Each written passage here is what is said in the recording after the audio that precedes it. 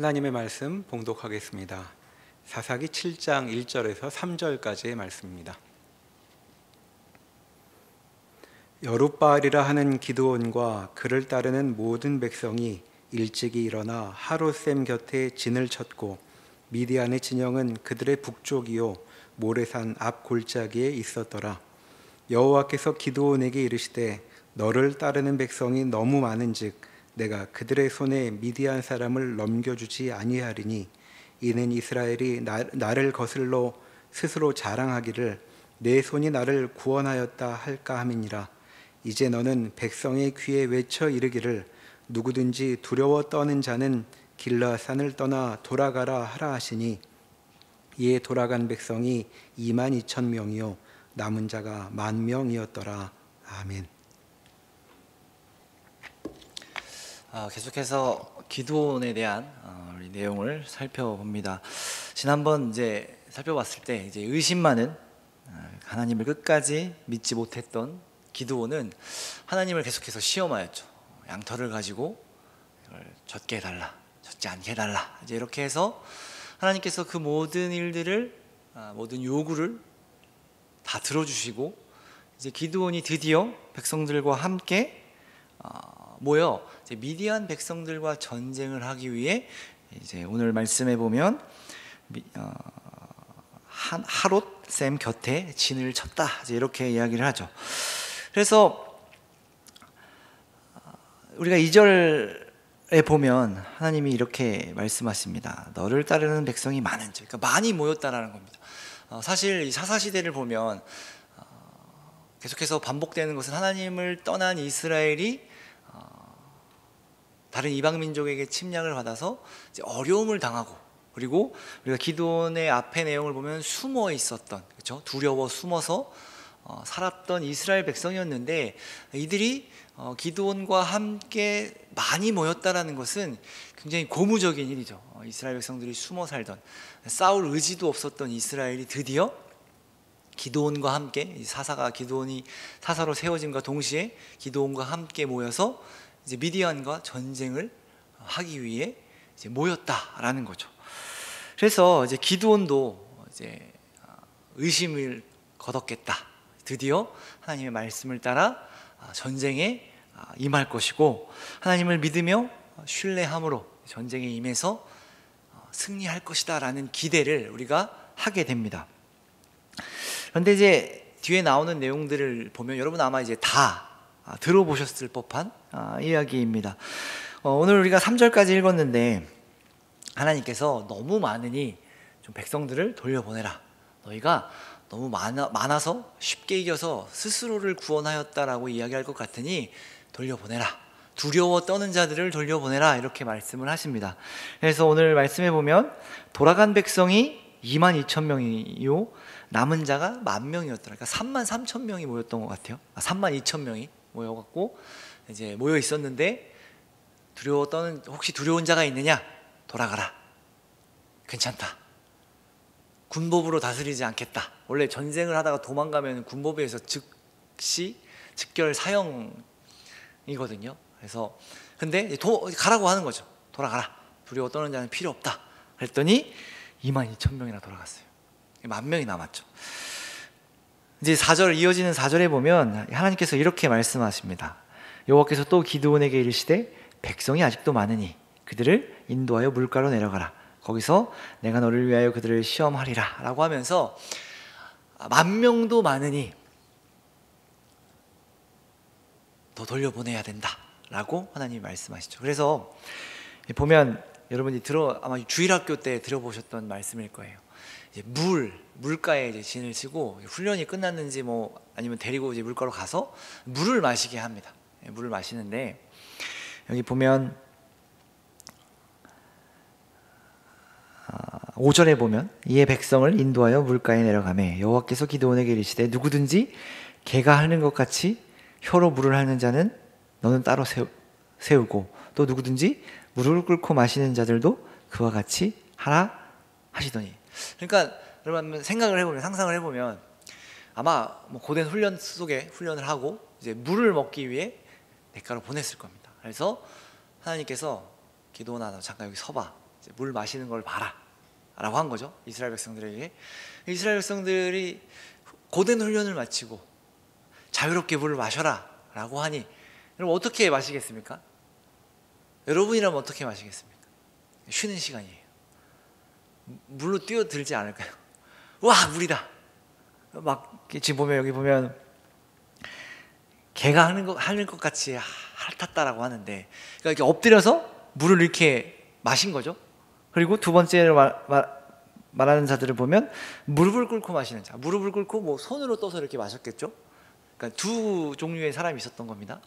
이렇게 머리를 받고 물에 받고 마시는 사람과 무릎을 꿇고 손으로 먹는 사람. 이제 여기 보면 6절에 보면 손으로 움켜 입에 대고 하는 자의 수는 300명이요 그 외의 백성은 다 무릎을 꿇고 물을 마신지라. 그러니까 이제 세 종류인 거죠. 하나가 더 있었던 거예요. 손에 움켜 입에 대고 하는 자 300명. 이 300명이 남은 거죠. 그러니까 무릎을 꿇고 마시는 자들도 아마 머리를 받고 먹었던 것 같아요. 이 개처럼 하는 자들은 어떻게 먹었는지 사실 상상을 잘 할 수가 없는데, 개가 어떻게 물을 먹는지 뭐 핥았다고 하는데 핥고 아니면 뭐 머리를 받고 먹었는지 잘 모르겠으나 어쨌든 손으로 물 움켜쥐고 먹었던 자들 300명만 남겨놓고 다 돌려보내라고 합니다. 그러니까 10,000명 중에 300명만 남겨놓고 다 보낸 겁니다.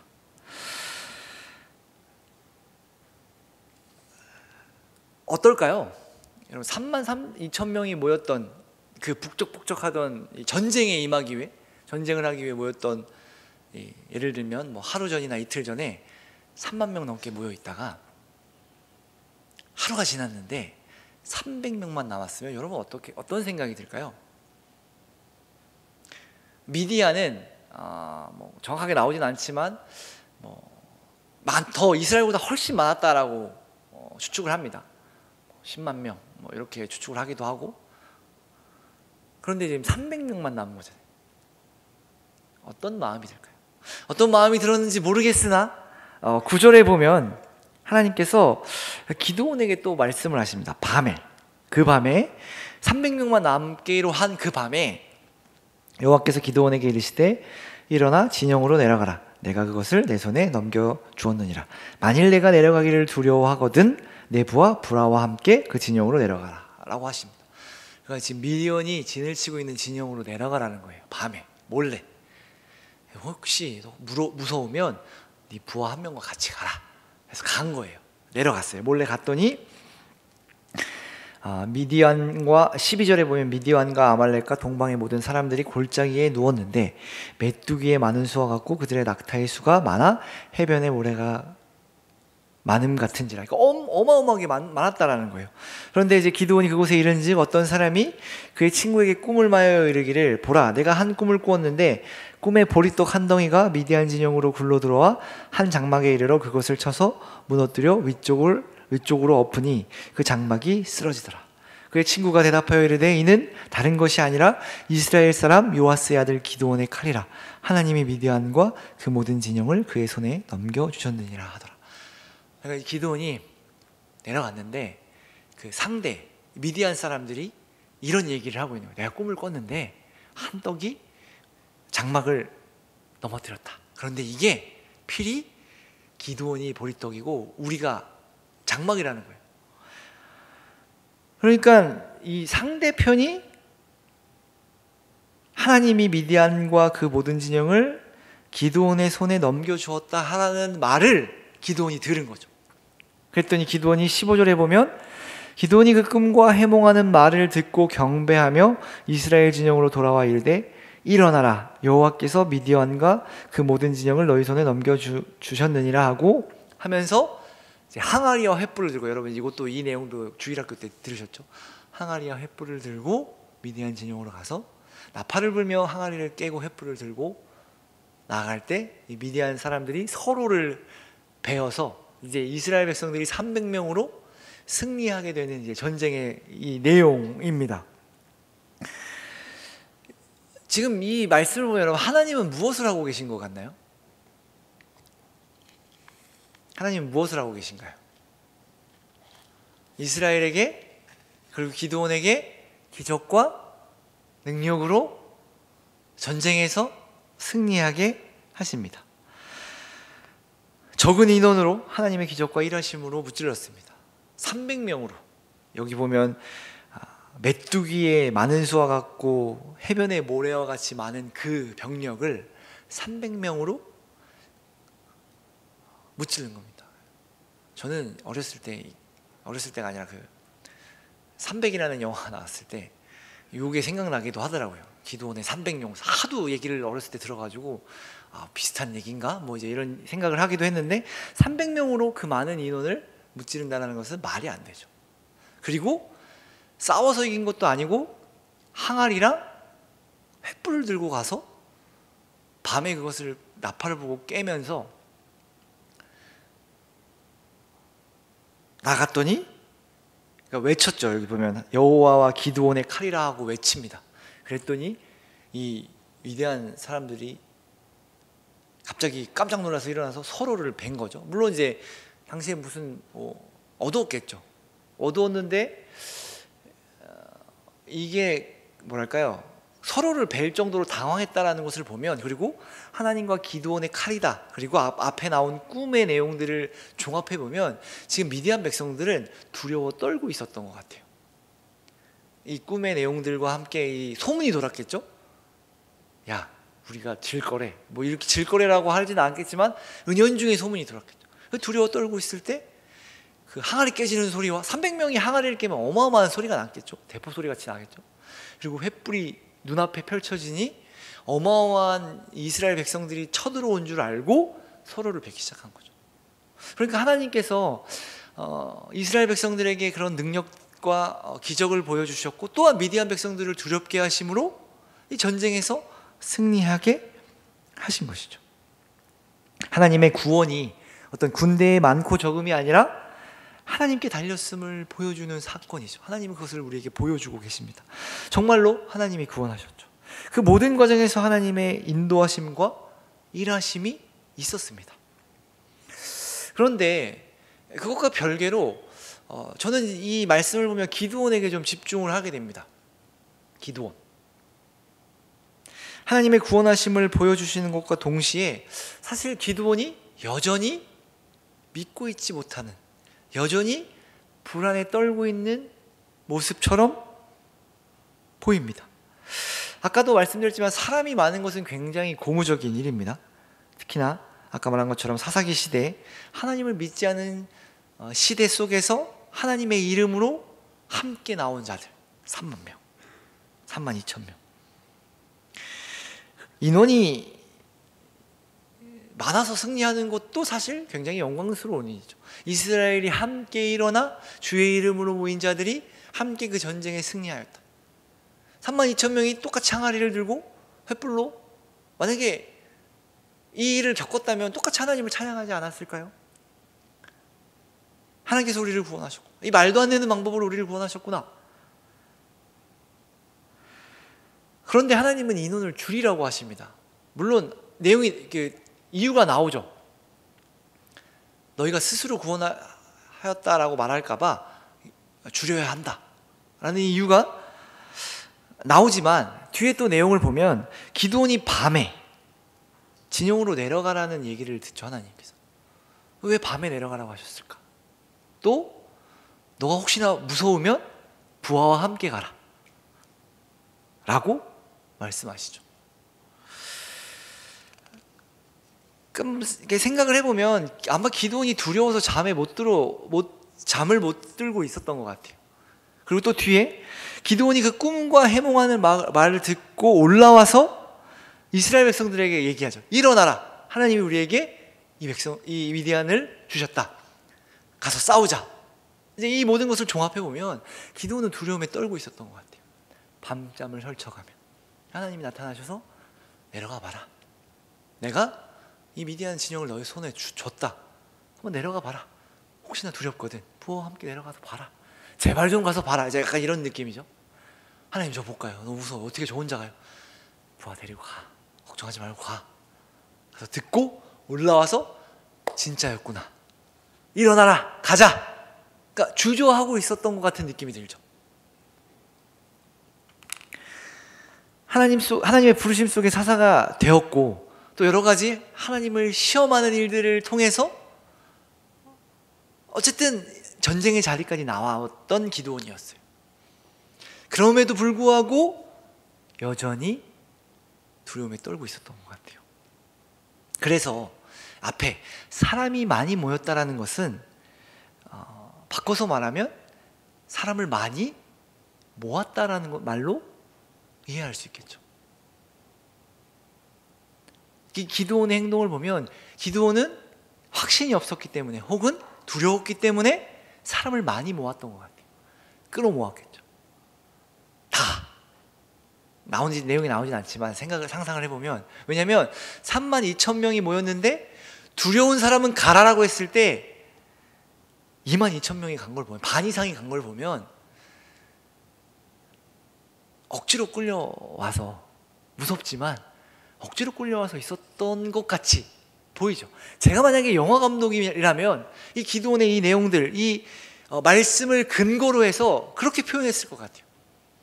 기드온이 그 양털이 젖지 않은 것을 보고 어쨌든 이제 전쟁에 임하기로 하고 이스라엘 백성들을 모으는데 처음에 얼마 안 모였어요. 더 모아야 된다. 이것 가지고는 되지 않는다. 그러니까 영화라고 생각해보면, 드라마라고 생각해보면 다 끌고 모았겠죠. 그냥 다 와라. 저는 못 싸웁니다. 일단 와라. 막 억지로 다 모아서 32,000명 정도 되니 그래도 이 정도면 되겠다. 그래서 전쟁에 나아가려고 진을 쳤는데 하나님이 나타나는 거예요. 너무 많다. 하나님, 뭐가 많아요? 미디안은 우리보다 2배, 3배 이상 많은데 이 정도는 돼야 합니다. 아니야, 너무 많아. 줄여. 두려워하는 자 가라고 해라. 가라 라고 했더니 10,000명만 남았어요. 기드온의 마음이 어땠을까요? 이거 내가 생각했던 거 아닌데, 불안한데, 여기서 끝나지 않아. 그래, 10,000명이라면 어떻게든 되겠지. 근데 하나님께서 더 줄여야 된다. 세 부류로 나눴어요. 10,000명이 10,000명, 아니 10,000명 중에 몇천 명 300명. 설마 저 300명 돌아가라고 하겠지 라고 했을 것 같아요. 근데 300명만 남겨놓으래요. 다 가래요. 저였다면 하나님 뭐 하자는 겁니까? 싸우라면서요. 아니 30,000명 넘게 남았는데 300명만 남으라니요. 하나님 도대체 전쟁을 하라는 겁니까? 말하는 겁니까? 라고 했을 것 같아요. 그날 밤 300명이 남은 그날 밤, 영화라면 저는 기드온이 도망가려고 했을 것 같아요. 300명만 남은 그 시점에, 그 밤에 제가 기드온이었으면 도망갔을 것 같아요. 왜냐하면 여지껏 기드온 숨어 살았잖아요. 미디안이 두려워 숨어 살았던 사람이에요. 그렇게 하나님을 경험하고 어쨌든 사사로 세움을 받아서 싸우자. 근데 하나님이 정말로 우리를 구원하실 거면 요거 좀 해주세요. 그럼 믿을게요.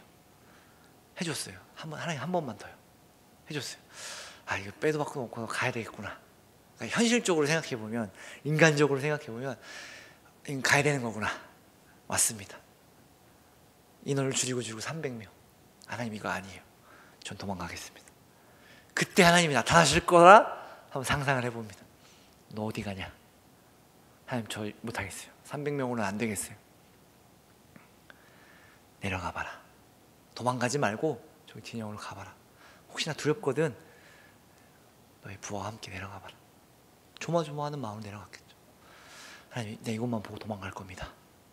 그랬는데 갔더니 그 미디안 진영 사람들이 이야기를 하는 걸 듣게 되는 거죠. 내가 꿈을 꿨는데 이런 꿈을 꿨다.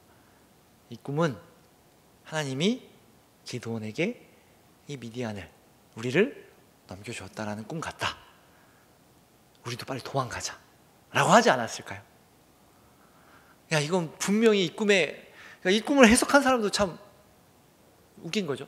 만약에 자기가 속한 군대가 저쪽에 있는 지도자에게 어떤 신이 그 군대를 넘겼다, 이건 필히 그 꿈이 맞다라고 했다면 도망가야죠. 여기서 죽음을 당할 필요가 없죠. 도망갔을 것 같아요. 이 이야기를 한 사람은, 신기가 있어서 그 꿈을 해석한 사람은 도망갔을 것 같아요. 야, 이건 필히 도망가야 된다. 도망가야 된다. 이 말을 듣고 기드온이 그제서야 하나님을 경배하며 올라가죠. 일어나라. 진짜로 정말로 하나님이 우리에게, 나에게 그 미디안을 넘겨주셨다. 가자. 그러면서 이제 18절에 보면, 거기 보면 나팔을 불며 이르기를 여호와를 위하라, 기드온을 위하라 하라. 아마 이 꿈의 내용을 듣고 이 이야기를 한 것 같아요. 그렇게 하나님은 이 기드온은 계속해서 두려움에 떨면서 불안해하면서 나아갑니다. 앞서 하나님이 무엇을 하고 계실까 생각해 봤을 때, 하나님이 단순히 이스라엘을 구원하셨던 거 아닙니다. 기적과 하나님의 능력으로 이스라엘을 구원하신 것이 아니라 그와 동시에 이 불안해하고 믿지 못하는 기드온을 계속해서 설득하고 계시죠. 계속해서 끌고 가시려고 하시는 거예요. 이렇게 뭉쳐서 이스라엘을 구원했다가 아니라 그 이스라엘 전쟁 가운데 있는 그 사사로 세워진 기드온을 설득하고 계세요. 이거 너무 많다. 두려워 떨고 있으니 두려워 떨지 말고 가봐라. 가봐라. 들어봐라. 찾아와 주셔서 그를 설득하고 계시는 거죠. 하나님의 일하심이 그러한 것 같습니다. 우리 그런 표현 예전에 많이 썼는데, 우리를 도매급으로 묶어갖고 한 방에 처리하시는 게 아니라, 우리가 구원받은 성도, 딱 구원받은 하나님의 자녀, 그래 너는 끝, 이렇게 도매급으로 넘기는 게 아니라 우리 한 사람 한 사람에게, 우리 각 사람의 인생 속에서 하나님이 찾아와 주셔서 이 기드온과 마찬가지로 우리를 설득하고 우리를 이끌어 가신다라는 것이죠. 하나님이 우리를 구원하시는 것이 그 하나님의 목적이고 뜻인 것 같지만, 우리는 그렇게 생각합니다. 하나님 우리를 구원하시고 우리를 하나님의 자녀 삼는 게 하나님의 뜻이다. 맞습니다. 뜻이 맞지만 우리도 그렇게 그냥 뭉뚱그려서 생각하는 게 경우가 많은 것 같아요. 그래서 그 구원을 어떻게 이루어 가시는 거냐? 우리가 잘 아는 정답과도 같은 예수 그리스도를 믿음으로 구원을 받습니다. 그래서 우리가 모두가 구원을 받았다가 아니라, 여러분 각자의 인생 속에서 하나님께서 어떻게 예수 그리스도를 믿게 하시고 어떻게 예수 그리스도를 고백하게 하시는지, 각자의 인생 속에서 각기 다른 모습으로 여러분들을 설득하고 이 자리 가운데, 그리고 그 구원의 자리 가운데 이끄셨다라는 겁니다. 하나님의 일하심은 그러하다라는 겁니다. 우리를 그냥, 부족한 우리를 그냥 데리고 가지 않으십니다. 기드온이 계속해서 의심하며 그리고 확신하지 않는 그 인생 속에서 한 걸음 한 걸음 확신 가운데로 이끌어 가십니다. 내가 너희를 구원한다, 내가 너희를 구원했다가 아니라 세우신 사사에게 확신과 용기를 주시어 백성들을 이끌어가게 하십니다. 백성들에게는 크신 하나님의 구원을 보여주십니다. 스스로 구원하였다라는 어리석은 생각을 하지 않게 하시며 주의 크신 구원의 영광을 보여주시는 것이죠. 하나님은 우리의 삶에서 이렇게 역사하십니다. 우리를 살렸다, 내가 너희를 구원했다 로 끝나는 것이 아니라 우리의 삶에서 우리에게 찾아와 주셔서 여러분들을 설득하고 계실 겁니다. 여러분 어떤 문제에 걸려 계신가요? 어떤 문제 때문에, 어떤 고민 때문에, 때로는 어떤 아픔 때문에, 때로는 어떤 의심 때문에 하나님께로 나아가지 못하고 계신가요? 내가 이것만 해결하면 하나님을 믿어야지, 내가 이걸 해결해야 하나님께서 나를 사랑하실 거야, 이걸 해결해야 하나님이 나를 받아주실 거야 라는 생각을 혹시 하고 계시진 않으신가요? 아니요. 하나님은 그 문제 가운데, 그 의심 가운데, 그 고민 가운데 여러분에게 찾아가 주셔서 여러분들을 설득하실 것입니다. 그런데 문제는 뭐냐면, 기드온이 원하는 방식으로 하나님께서 설득하시지 않으셨어요. 두려워 떠는 기드온에게 더 두려운 상황을 만드세요. 두려워서 백성을 많이 모아놨더니 백성을 죽여요. 더 두려워요. 도망가려고 했더니 적진 한가운데로 내려가래요. 계속해서 믿지 못했다면 안 갔을 수도 있겠죠. 하나님 이거 못 갔겠는데요. 아무리 하나님이 함께 하셔도 못 가겠는데요. 근데 갔죠. 어쨌든 갔어요. 갔더니 자기는 정말로 싫은 방법, 어쩌면 기도는 정말로 경험하고 싶지 않았던 그 방법으로 하나님께서 그의 구원의 역사를, 그 일하심을 보여주셨다는 거예요. 어쩌면 우리에게도 우리가 원하지 않은 방법으로 우리를 끌고 계실지 모르겠어요. 어떤 사람에게는 원하는 모습으로, 또 감사함으로 살아가게 또 하시는 모습들이 있을 거고, 또 어떤 사람에게는 원치 않은 모습으로, 정말로 경험하고 싶지 않은 모습으로 우리를 이끌고 계실지 모르겠습니다. 저는 후자였던 것 같습니다. 저는 한 번도라고 말하면 좀 비하기 심하다고 말할 수 있겠지만, 한 번도 원하는 대로 하나님이 나를 이끌어 주시지 않았다라고 늘 생각을 했었습니다. 오죽하면 제가 그렇게 기도를 했겠어요. 기도를 할 때 제가 오죽하면 내가 구하는 것을 안 들어주시니 내가 원하는 건 남겨놓고 다르게 구해야겠다 라는 기도까지 했었습니다. 내가 기도하는 대로는 절대로 안 들어주시니 다르게 기도하자. 그러면 어쩌면 이렇게 내가 원하는 방법으로 기도해 주실지도 모르니 라는 생각으로 오랫동안 기도한 적도 있었던 것 같습니다. 그럼에도 불구하고 그때 당시에는 하나님은 왜 내가 원하는 모습으로, 내가 원하지 않는 일들을 하라고 하시고 경험하라고 하시나 이해할 수 없었고 알 수 없었고, 감사는커녕 원망하며 도대체 이게 뭔가, 사실 기도원이랑 비슷했던 것 같아요. 이게 뭔가 하면서 그냥 가는 거죠. 확신 가운데, 믿음 가운데 어떤 인생을 살아갔던 것이 아니라 도대체 이게 뭐지? 나에게 왜 이런 일이 일어나지? 하나님 도대체 뭐하고 계시나? 라는 의심 속에 걸어갔던 것 같아요.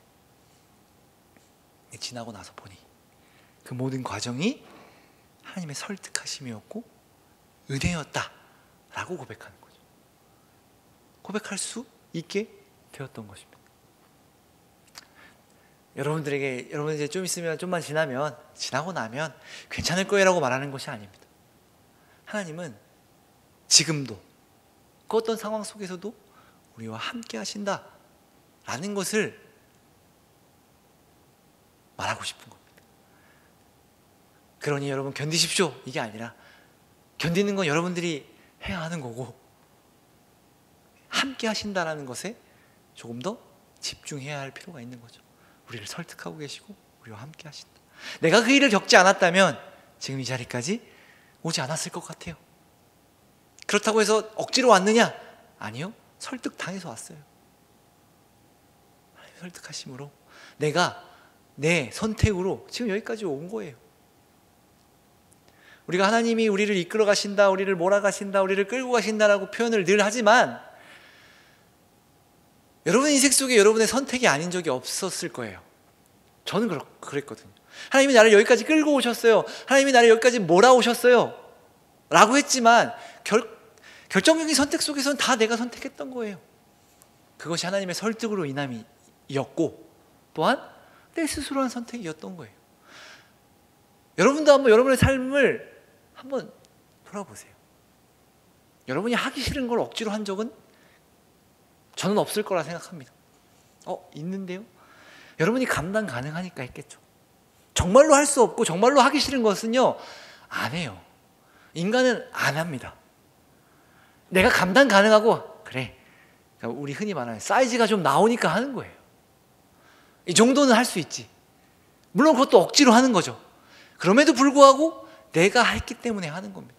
여러분 조금 냉정해 주셔야 합니다. 우리의 삶을 돌아볼 때 좀 냉정하게 돌아봐야 합니다. 나는 억지로 여기까지 왔어요. 과연 그럴까요? 다 감당 가능하니 한 겁니다. 그래서 여러분, 하나님 정말 저 하기 싫어요, 하고 싶은 거 하고 싶지 않아요 라고 하면서 했다면 여러분 설득 당한 겁니다. 여러분의 선택으로 하신 겁니다 라고 생각을 하셔야 됩니다. 그렇지 않나요? 하나님은 우리의 선택을 억지로 강요해서 끌고 가시지 않았어요. 오히려 우리의 마음을 설득하셨겠죠. 그래서 설득 당해서 한 거를 내 의지대로 한 게 아닌데요 라고 말할 수 없다라는 거예요. 설득 당했다면 거기에 내 의지가 포함이 되는 겁니다. 그래서 여러분, 주변 친구들 사이에서도 누가 야 이거 해야 돼, 야 이거 해야 돼 라고 해서 하고 나서 잘못되었을 때 야 네가 하라고 해서 이렇게 됐잖아 라고 할 필요가 사실 없는 거예요. 선택은 여러분들이 한 것이고 결정은 여러분들이 한 것입니다. 하나님이 우리를 자유롭게 놔두셨어요. 그래서 여러분의 선택 속에서 지금 여기까지 온 거예요. 그래서 여러분들, 하나님은 어떤 의심 속에서도 설득해 가시고 고난 속에서도 어려움 속에도 여러분들 설득해 가실 거예요. 여러분의 선택을 사용하셔서. 그래서 때론 제 청년 일부에서 아이들이 뭐 어떻게 해야 될지 고민이 된다라고 이야기를 하면 저는 조금 목사 같지 않게 얘기를 하거든요. 어떻게 얘기하냐면 하고 싶은 대로 해라. 하나님의 뜻이 뭔지 모르겠어요 라고 얘기할 때 하고 싶은 대로 해라 라고 얘기하거든요. 정말로 하고 싶은 것을 모르겠다면 그럼 그냥 이거 해라 이렇게 얘기를 해줘요. 너가 정말로 하고 싶은 게 뭔지 모르겠으면 이걸 한번 해봐라. 아니면 둘 다 해봐도 되지 않느냐 라고 얘기를 해주죠. 좀 믿음 없는 이야기 같기도 하지만 하나님은 우리의 선택을 사용하셔서 또 그 선택을 사용하셔서 하나님의 주권 가운데로 우리는 이해할 수 없지만 이끄실 수 있는 분이잖아요. 그리고 하나님이 우리의 선택을 강요하거나 억지로 끌고 가시지 않는다는 것 정도는 우리 다 알고 있잖아요. 그러니 여러분의 인생을 조금 더 적극적으로 살았으면 좋겠어요. 두 종류의 사람인 것 같아요. 기드온처럼 계속해서 끌려가는 사람과 의심하며 살아가는 사람과 하나님이 함께 하심을 믿고 살아가는 자, 좀 더 담대하게 살아가는 자가 있는 것 같습니다. 여러분 조금 더 담대하게 살아갔으면 좋겠습니다. 하나님을 믿는 우리가, 하나님의 백성인 우리가 하고자 하는 것들 마음껏 해보십시오. 물론 죄를 지라는 얘기는 아닙니다. 우리 신앙 안에서 여러분들이 하고 싶은 것들, 여러분의 인생 속에서 하고 싶은 것들을 조금 더 누리면서 해보셨으면 좋겠습니다. 하나님은 우리를 계속해서 이끌어 가실 거예요. 우리를 설득해 가실 거예요. 잘못된 길로 우리를 이끄시지 않을 거예요. 저는 그런 확신이 있습니다. 그래서 하고 싶은 대로 해라 라고 이야기합니다. 어려움을 겪으면 도와줄 마음이 얼마든지 있습니다. 나 몰라라 하려고 이렇게 얘기하는 게 아니라 해봐라, 도와줄게, 해봐라. 하나님이 오히려 우리에게 이렇게 말씀하신다는, 해봐라, 살아봐라, 조금 더 담대하게, 조금 더 멋있게, 기드온에게는 조금 더 사사답게 살아보라 라고 하셨을 것 같아요. 그런데 기드온은 사사답게 살지 못했죠. 이를 보며 우리는 어떻게 살아갈 것인가 고민해 보게 되는 것이죠. 하나님은 기드온의 삶을 통해 하나님께서 한 개인의 부족함과 믿지 못함을 설득하심으로 인도하고 계시구나 라는 것을 보게 됩니다. 우리의 인생도 마찬가지입니다. 여러분의 인생도 하나님의 설득하심 가운데, 하나님의 인도하심 가운데 있음을 여러분 기억하시고, 하나님이 질 일은 없습니다. 여러분, 내 잘못된 선택으로 인해 하나님의 승리가 패배로 바뀔 일은 없습니다. 예수 그리스도의 십자가가 우리의 실패로 인해서 그 승리가, 십자가에서 이룬 승리가 패배로 바뀌지 않는다고요. 그러니까 좀 더 적극적이고, 조금 더 담대하고, 조금 더 하나님의 자녀답게, 조금 더 하나님의 백성답게 살아가는 저와 여러분이 되기를 바랍니다. 그래서 하나님, 내가 하나님의 자녀답게, 자녀다운 삶을 살아갑니다. 주님 함께하여 주십시오 라는 기도가 우리 가운데 있기를 바랍니다. 기도하겠습니다. 하나님, 하나님, 주님이 우리를 인도하십니다. 때로는 우리가 싫은 것들을 경험하게 하심으로, 때로는 우리에게 좋은 것들을 경험하게 하심으로, 우리 인생 가운데, 우리 각기 인생 가운데 우리를 설득하심으로 우리를 주님의 자리로, 주님 가운데로 이끌어 가십니다. 우리가 주님의 자녀다운 자녀로서 조금 더 기쁨으로, 감사함으로 자녀다운 자녀답게 살아가게 하시고, 그런 인생이 주님께서 우리에게 허락하신 인생임을 기억하여 기쁨과 감격과 감사함으로 살아가는 우리의 인생이 되게 하옵소서. 예수님 이름으로 기도합니다. 아멘.